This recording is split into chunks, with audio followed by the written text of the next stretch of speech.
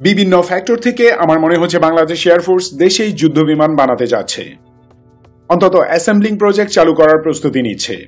তবে কি সেজন্যই এমআরসিএ প্রকিউরমেন্ট। अस्सलाम वालेकुम वीवर, फिर से बहुत ही ज्यादा इम्पोर्टेंट वीडियो है। बांग्लादेश की एयरफोर्स जो है वो इंशाल्लाह बांग्लादेश में ही फाइटर जेट को मेड करके दुनिया को सरप्राइज दे सकती है। बांग्लादेश के पास इतनी ज्यादा कैपेबिलिटी है और इंशाल्लाह बांग्लादेश चीन के और पाकिस्तान के तावन से फाइटर जेट को मेड कर लेगा।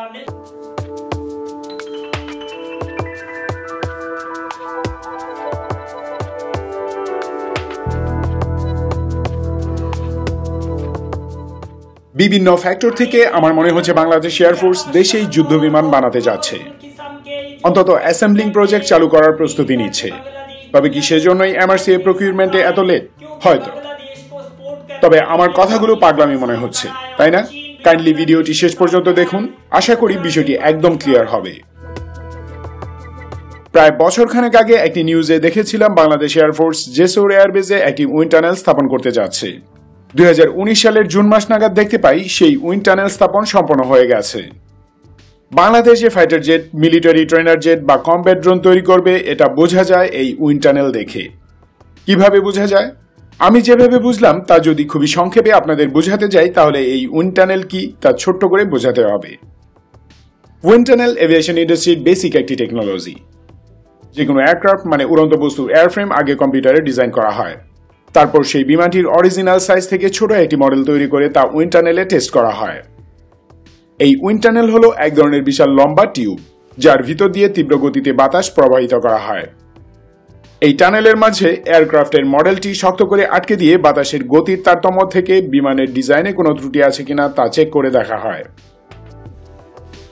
অনেক উইন্ড টানেল এত বড় যে তাতে আসল সাইজের বিমানের এরোডাইনামিক টেস্ট করা যায়।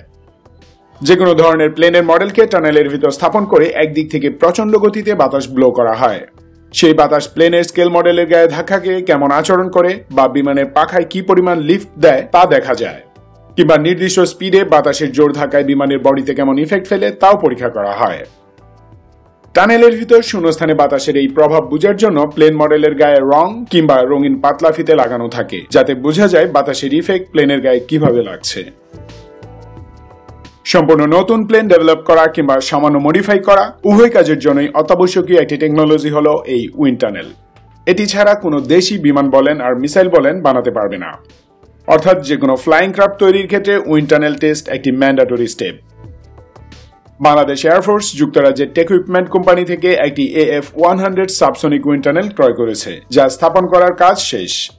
এই উইন্ড টানেলটি হয়তো বিমান বাহিনীর combat drone, fighter jet trainer ও লাইট ওয়েট ফাইটার এয়ারক্রাফট তৈরির কাজে লাগানো হবে, কিংবা এতে প্রয়োজনীয় জনবলকে ট্রেনিং দিয়ে দক্ষ করে দেন আরো বড় উইন্ড টানেল কেনা হবে। এছাড়াও বঙ্গবন্ধু এরোনটিক্যাল সেন্টারের জন্য ইতিমধ্যে প্রচুর পরিমাণ ইন্ডাস্ট্রিয়াল মেশিনারি আমদানি করেছে এয়ারফোর্স। সেগুলো স্থাপন করে নিজস্ব ম্যান পাওয়ারকে ট্রেন আপ করা হচ্ছে। আর এই সমস্ত দিক পর্যবেক্ষণ করে আমি এটুকু নিশ্চিত বলতে পারি 2-4 বছরের মাঝে বাংলাদেশের নিজের ম্যানুফ্যাকচার করা সামরিক বিমান ও ড্রোন আকাশে উঠবে ইনশাল্লাহ। আর এর মাঝেই বহুল প্রতীক্ষিত এমআরসিএ দেশে চলে আসবে। So chill guys and thanks for watching this video. Defence update Bangladesh চ্যানেলটি সাবস্ক্রাইব করে আমাদের সাপোর্ট দিন। সুস্থ থাকুন, ভালো থাকুন, আলটিমেটলি পরিবারের সবাইকে নিয়ে নিরাপদ থাকুন। Love Bangladesh, long live Bangladesh.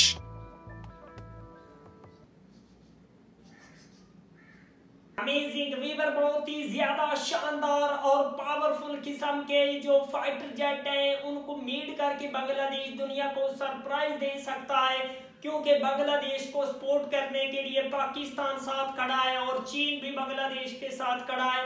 जिस तरह से पाकिस्तान और चीन ने मिलकर GF-70 थंडर को मेड किया, आई होप बांग्लादेश भी चीन और पाकिस्तान की हेल्प से खुद बांग्लादेश में ही फाइटर जेट को मेड करके सरप्राइज करे, भारत को मुंह तोड़ जवाब दे और बांग्लादेश की एयरफोर्स को स्ट्रॉन्ग करे। इंशाल्लाह मिलते हैं नेक्स्ट वीडियो में इंशाल्लाह, तब तक के लिए अल्लाह हाफिज।